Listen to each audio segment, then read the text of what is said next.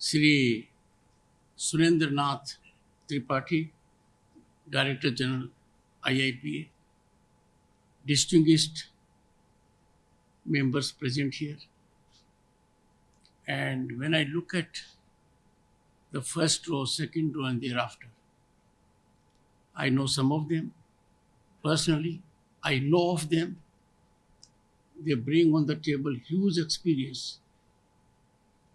We can learn a lot from them. So my salutations to them and distinguished audience.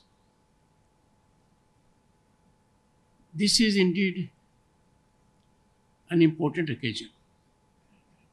70th Founders Day. Democracy has to be defined in several facets. Some facets of democracy are quintessential, inalienable, and that is embedded in our Constitution. Preamble of the Constitution, particularly fundamental rights in Part 3 of the Constitution, fundamental duties in Part 4 of the Constitution, and if we go further, we'll find a structure has been designed. But to fructify it on the ground, to realize it on the ground, is public administration. You may have good policies, great vision, but if it is not translated into action, a ground reality, then people do not get benefit thereby. I had the good fortune to see it from close quarters. When I was elected to Lok Sabha in 1989, I had the privilege to serve the nation as a union minister. I can therefore vividly recollect the scene then. The scene then on the point of public order, on the point of economy, on the point of our image globally, on the point of hope and aspirations of our people, their frustrations, I had the occasion to see it. It was coalition governance of more than 20 parties. I have bitter memories of that. Our economy was a cause of concern. Our foreign exchange reserve was dwindling. It was swinging between $1 billion and $2 billion.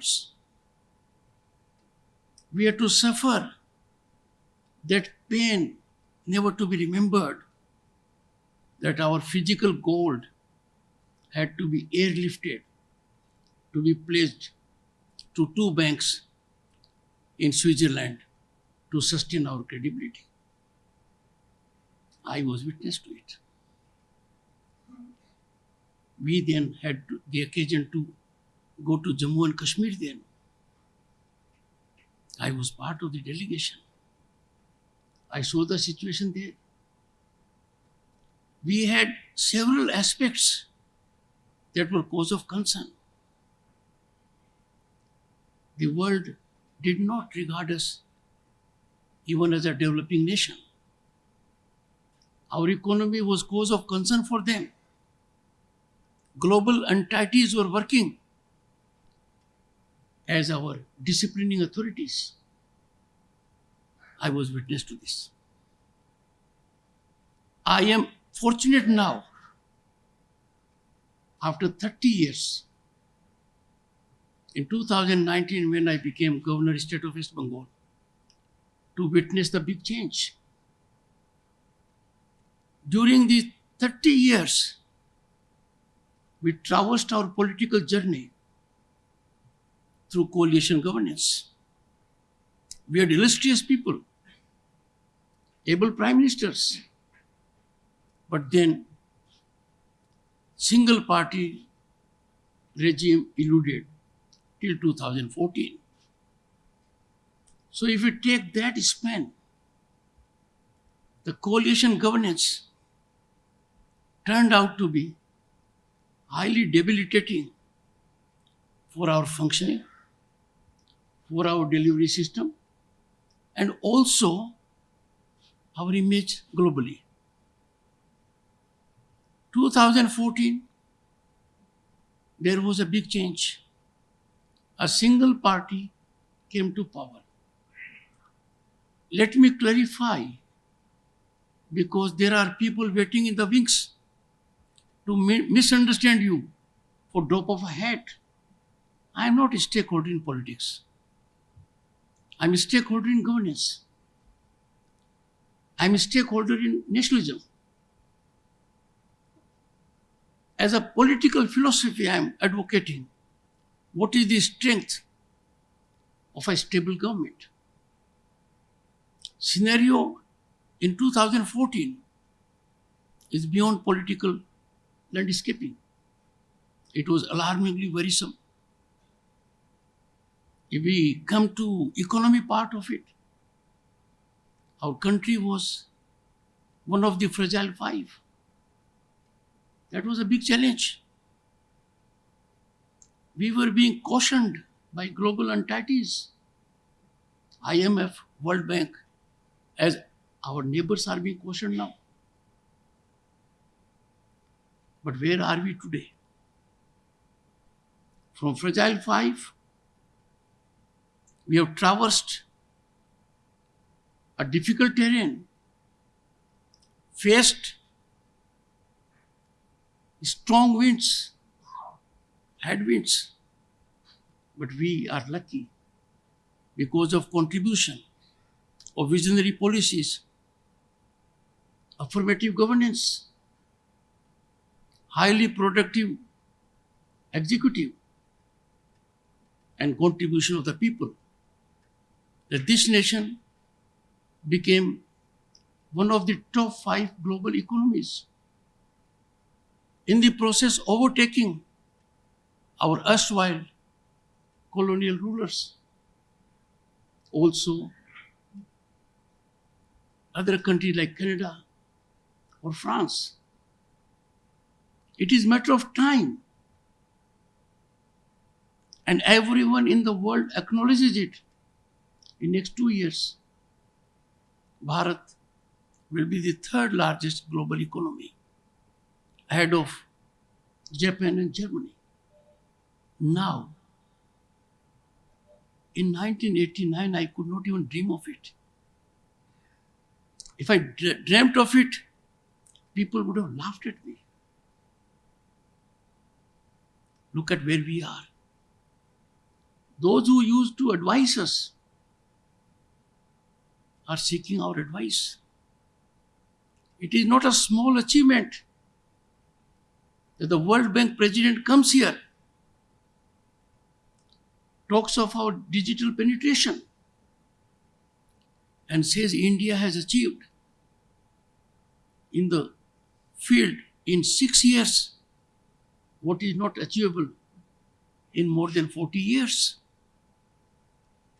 Advocating to the entire world, learn lessons from India. India will be able to help you in giving digital infrastructure. That's not a small thing. If we go a little further, he has said so, but we see it on the ground. 50% of global digital transactions take place in this land. Further, our people have shown adaptability to technology. But that is not sufficient. You have to have technology at your door. Internet access now is available in every nook and corner.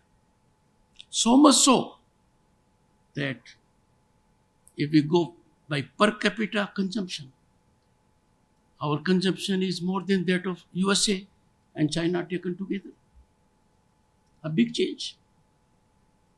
The world faced pandemic COVID, and everyone was focusing how would India, then 1.3 billion population, face the challenge. They don't have a vaccine of their own. The country is highly diversified, and there could be chaos. There could be a scene created which would have been shocking. At that time, we had visionary leadership. People understand now what is meant by lighting lamps, what is meant by people's curfew, what is meant by clapping for COVID warriors.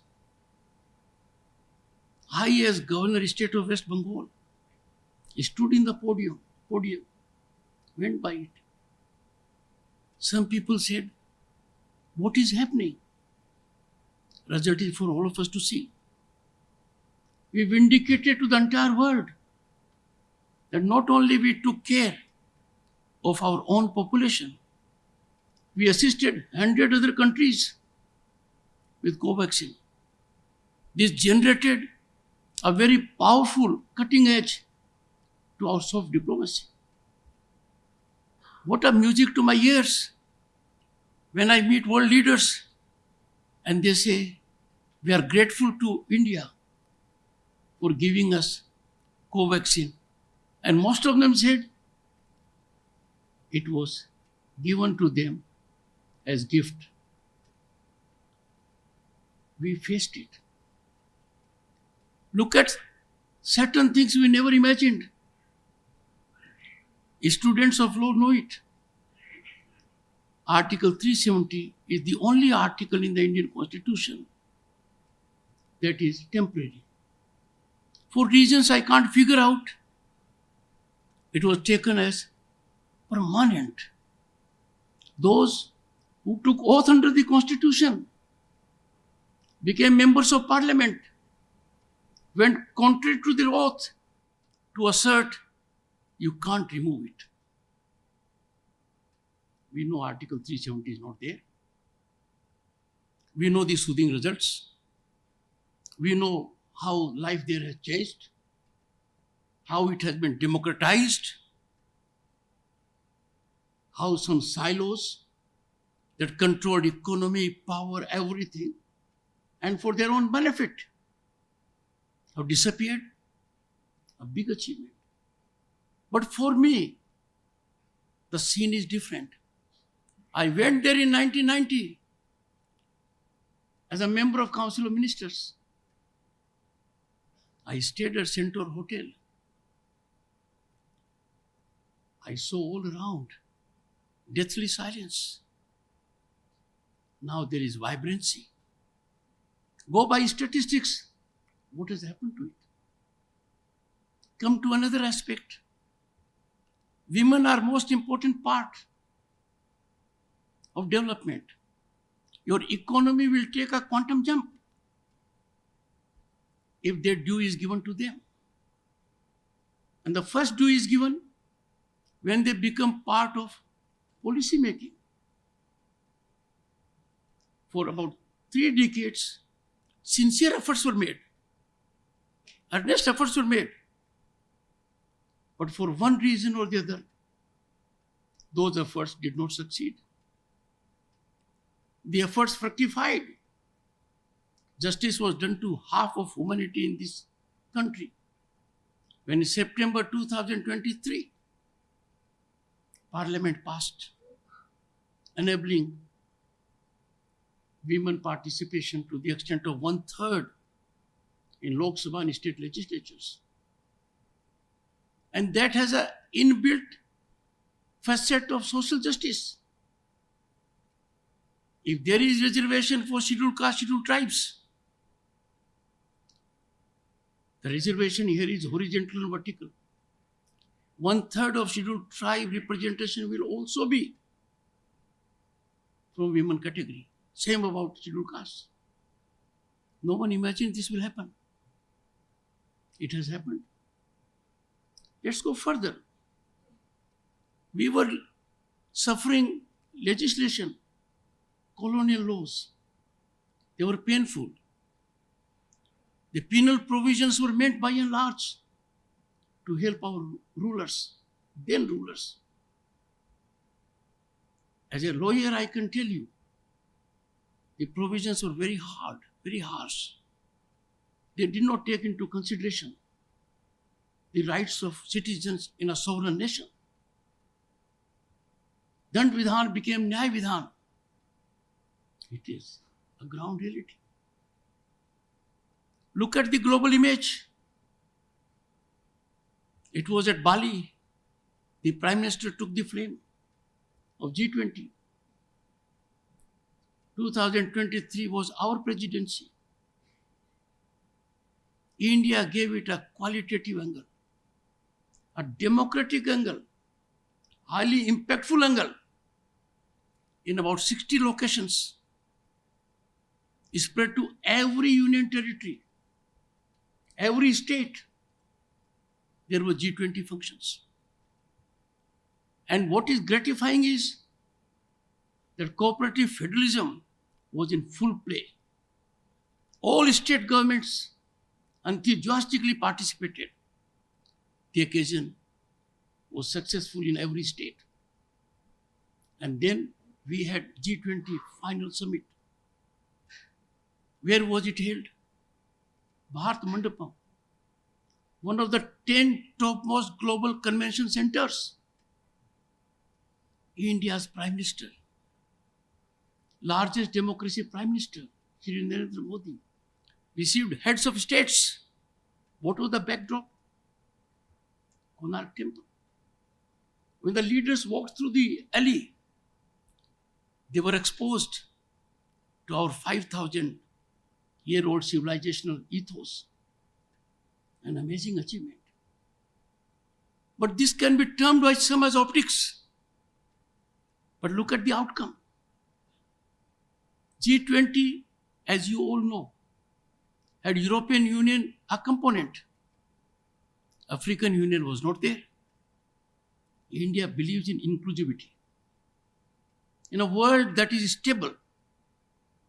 So G20 had inclusion of African Union as a member thanks to the visionary leadership of this country. It did not end there. We went a step further. Global South, a huge chunk in the world, was ignored. Most of us, at least I did not know about it. But India became the most prominent voice of Global South. Everyone knows what is Global South today. Then further, biofuels, we took note of it. When it came to trade, we had trade mechanism earlier, thousands of years ago. But look at where India, land, Middle East and Europe, that will open enormous opportunities for all. So G20 marked to the world. Everyone applauded it. And trust me, everyone left with one impression. It will be difficult to reach the level at which India has reached in organizing G20. That is our achievement. Along with G20, we also had P20. Other facets were also there. And that was held where? Yashobhumi. No one knew when it came up. And suddenly we find in our country, we have a facility that matches the best in the world. Thousands of cars can be parked. You can hold any program. In our country, some associations had to have functions abroad for want of infrastructure. All I'm saying is infrastructure growth. We never imagined, we never dreamt. Look at our highways. Look at the connectivity we have generated on road, rail, and sky. We've done it. The world acknowledges that India is a power to be. At number one. We are not a sleeping giant. We are no longer a country with potential. We are a country on the rise. The rise is unstoppable. The rise is incremental. And trust me, rise will be vertical. It's a matter of time. In Amrit Kal, what we have done? We have laid firm foundations for Bharat at 2047 to be a developed nation. I have no doubt. I may not be around, and some very distinguished people in the front row, very illustrious of them. But we all are confident. And those who are in the first and second row, they know it out of their experience that this is now not possible. It will be a reality. There is a marathon march to 2047 now. My young friends are part of it. You are the warriors of this march. You will have the occasion to see Bharat at 2047 at peak. You've done it. When in every walk of life, our achievements are historic, exponential, unprecedented. If we talk of technology, even with respect to radio, television, we used to look to the West. When would they give us? When we would have a radio of their model, a television of their model, we no longer wait. Quantum computing, we have a mission. We dedicated funds of 6,000 crore rupees. It's working in this country. In the world, there are countries not in double digit for it. Our green hydrogen mission, funds have been committed 19,000 crores. By 2030, it will be a game changer, both in terms of investment and employment. Disruptive technologies, we are focusing on it. We are ahead of others. Yes, it's a challenge, an opportunity, calls for a regulated regime. We are working at it. We are ahead of others. But there are challenges. And challenges mostly come from within, supported from without. India's rise is not digestible in some quarters. By virtue of its civilization, economy, size of population, democratic working, India has to be in the global room where decisions are taken. We have world organizations, United Nations to name one. We need to be there. This institution, United Nations, cannot be as productive and effective unless you have representation of a country like India that has a unique position of being the only country in the world to have constitutionally structured democracy at all levels. Our constitution provides for democracy elections in villages, in municipalities, in districts. A constitutional prescription. This happened. What do we do now when the challenges are there? Two big things are being registered in full fury. On a rational, which is not rational. On a premise which is untenable. And those two are one. Rule of law. Democracy has no meaning unless there is rule of law. A fundamental facet is equality before law. If I do not have equal rights as compared to someone else, I will have humiliation. My energy will go down. I will not be taking benefit of democracy. In democracy, ignoring your pedigree, all have to be equal. That was not the scene. We know it. Privileged pedigree. Some people thought we are part of it. We are above law. We are immune from law. A strangled hold of law can't reach our neck. We are not accountable to law. That has been demolished, but it is causing resistance. Equality before law is a new norm. Those we thought are beyond law, the law is after them. The law is holding them accountable. The law is holding them accountable in a manner where they have all the rights. A robust judicial system. But what do we see? The moment law takes its course, they take to streets. High decibel debates, camouflaging culpability of the worst nature by human rights. This is happening under our nose. Young minds particularly who are more discerning and greater stakeholders in democracy, how to be alive to it. What is justification for a person or an institution or an organization to take to streets when law is set in motion? Our judicial system should be accessed.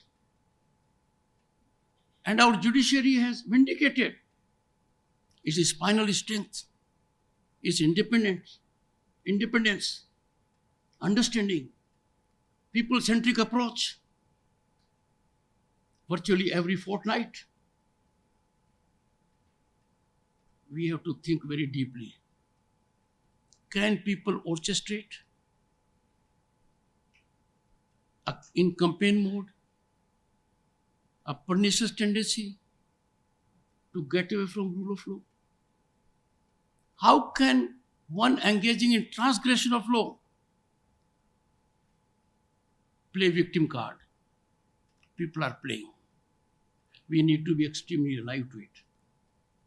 The second issue is that corruption was bane of our society for long.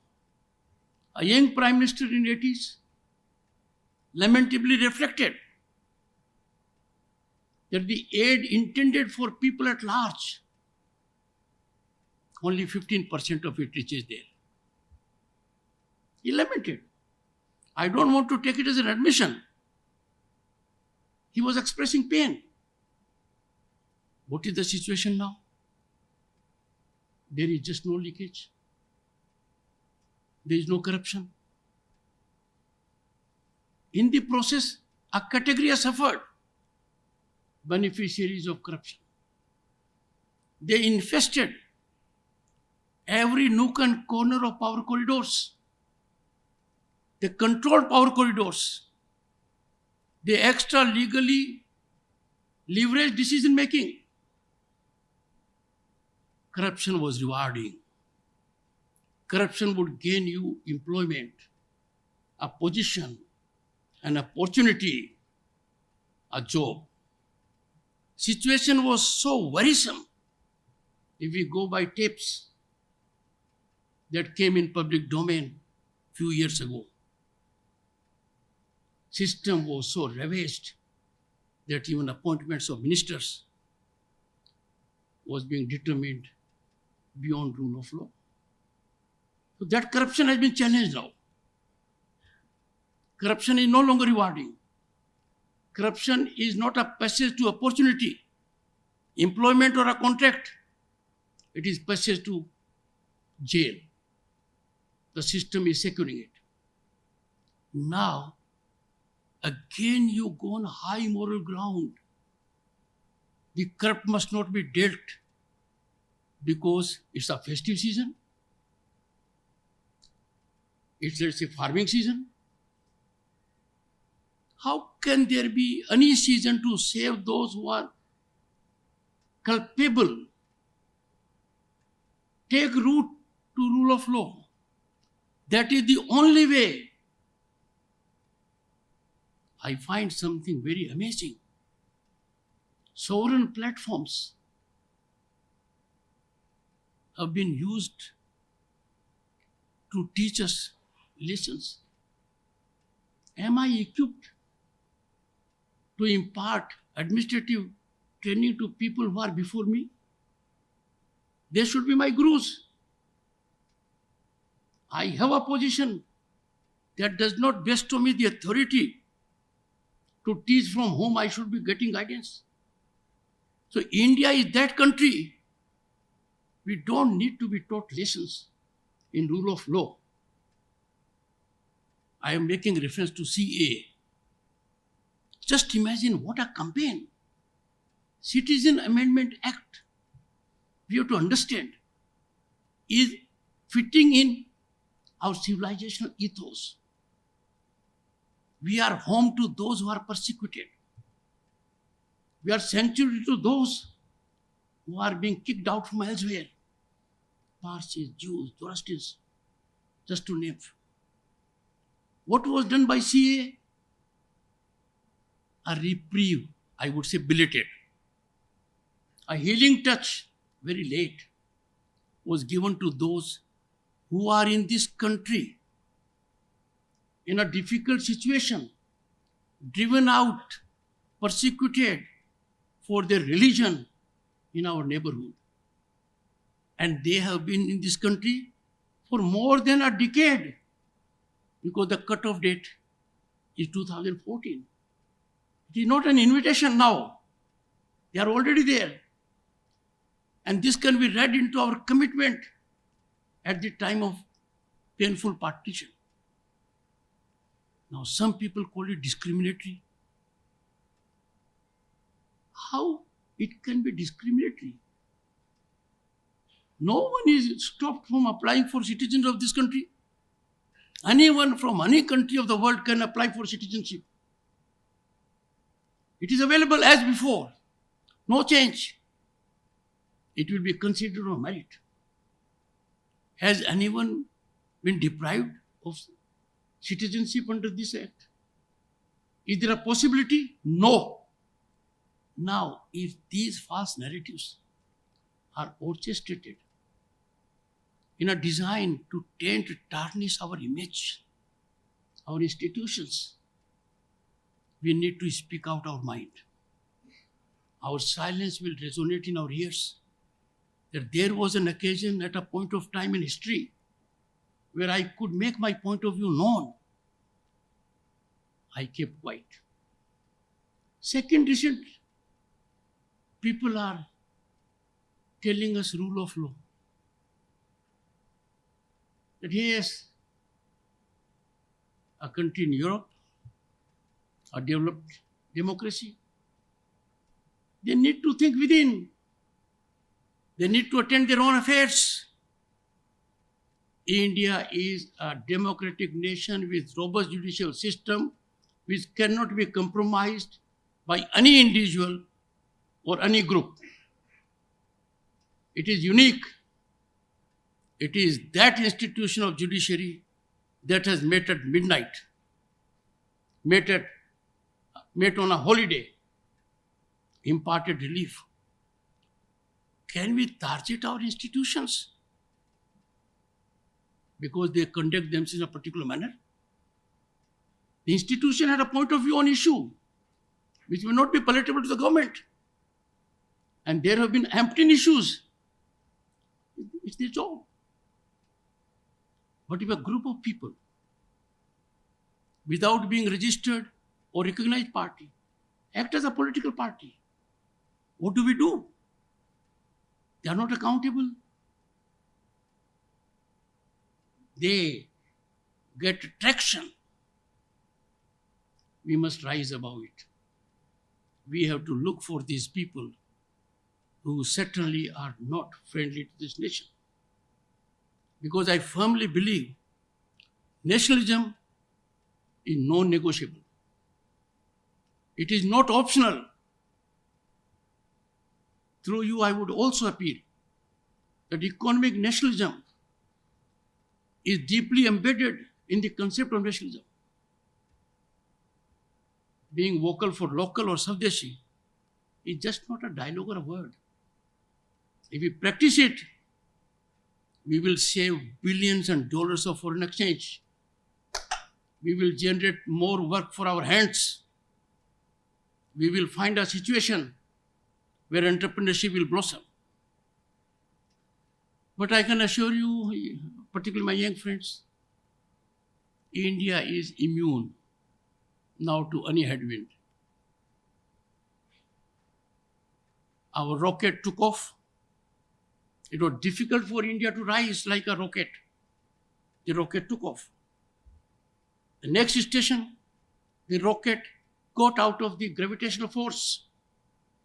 And those who know science, thereafter the rocket is unstoppable and fuel consumption is hardly anything. I would say what the director said, आसमान के ऊपर जा चुके हैं हम, तो चंद्रयान को चांद पर ले जा चुके हैं. You see, International Aeronautical Society has officially declared Shiv Shakti Point. I don't want to get into those details because you all are mature minds. All I'm saying is we have to be extremely careful, sensitive, and proactive in neutralizing anti-national narratives with respect to our robust judicial system, our democratic fabric, and what we have attained. I conclude by saying we are proud Indians. We take pride in our historic, exponential growth, and we will take this path as a global leader, because Bharat being a global leader means we vindicate that motto: one earth, one family, one future. And this means that we have not coined it for G20. It has been there, duly demonstrated over centuries. It has been there for thousands of years. Thank you so much for inviting me.